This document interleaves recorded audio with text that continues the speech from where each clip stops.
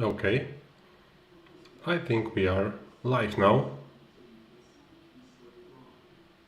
Just checking, sorry for that at the beginning. But yeah, hello. I think you know me, at least from my other channel, when I am posting highlights on a daily basis. My nickname is ZH Highlights, but you can call me Peter as well, because that is my real name. And right now I would like to start something new, something connected with talking about NBA, with podcasts, and this is the first time that I would like to do it. As you saw in my community tab, I wanted to ask you to come in to prepare some questions to me. And for today, I wanted to talk about two topics. The first one would be the Denver Nuggets and their situation in the Western Conference. And the second one would be simply the Los Angeles Lakers and what is going on there when they are playing without LeBron James. So, without further ado, let's start with the Nuggets. As you know, that they are still leading the Western Conference with the and let me show you again at the beginning already the standings. So as you can see, they won 46 games and lost 22, which is right now number one. But why am I talking about their slump? They lost the last three games, which is the second time in this season when they lost three games in a row. The previous time was around 2 months ago, and after those three losses 2 months ago, they went on to win 19 games and gain three losses. So if they bounce back to the tonight against the Toronto Raptors, they might come back to their own good. Yeah, so that's where they are right now. And when I'm asking myself simply what happened and why the Nuggets simply went back right now and they are not going and playing the way they used to, the first thing that comes to my mind is probably their defense. But I wanted to dig a little bit deeper. And first thing that comes to besides the defense is their bench. And the players that came that came in during the trade deadline, that came after the trade deadline from the buyout market, and simply that they are not playing the way that everyone expected them to play. But before we go there, let's quickly have a look at some statistic that was really popular in the last days. As you know, Nikola Jokic is a triple-double machine. And he, whenever he played well and whenever he was doing the triple doubles, the Nuggets were winning. So as you can see right now on the screen, during the first 25 times this season, when he got the triple double, the Nuggets won every time. The last two times when he did it, one of those games was, I think, versus the Spurs. The other one was last night. Basically they lost those two games, and this was something new.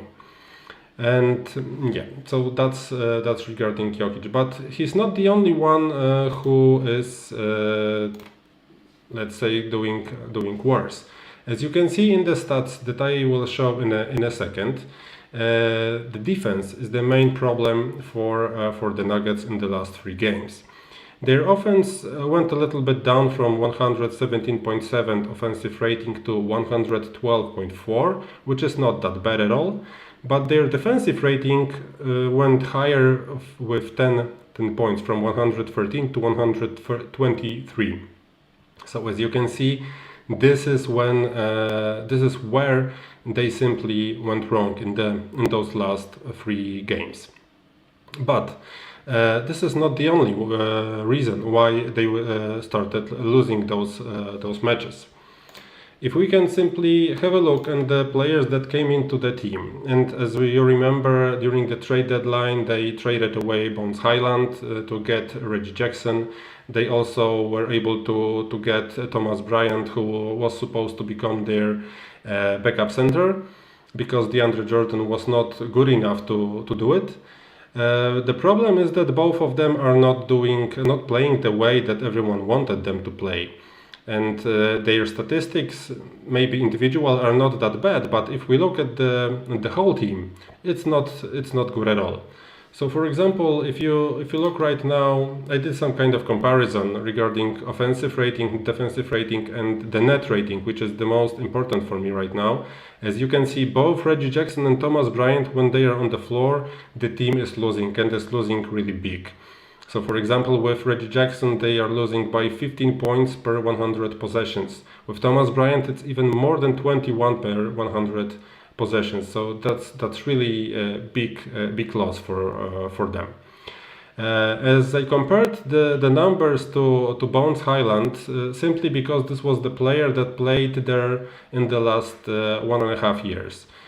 He was a sophomore this season and got traded away to the Clippers because simply, well, he didn't fit in. He wanted to have a bigger role, but the team didn't want to give it to him.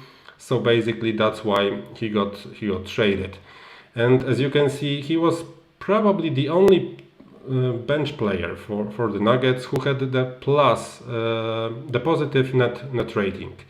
Why I also added DeMarcus Cousins here? Well, he was the backup center for the Nuggets a year ago.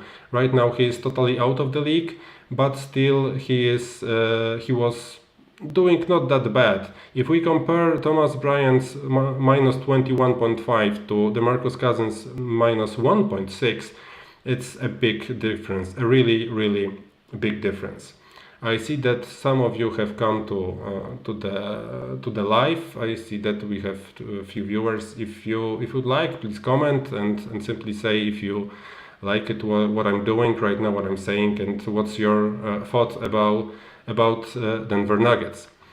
But coming back to where we were a second ago. Yeah. Coming back to where we were a second ago. The team has also decided to get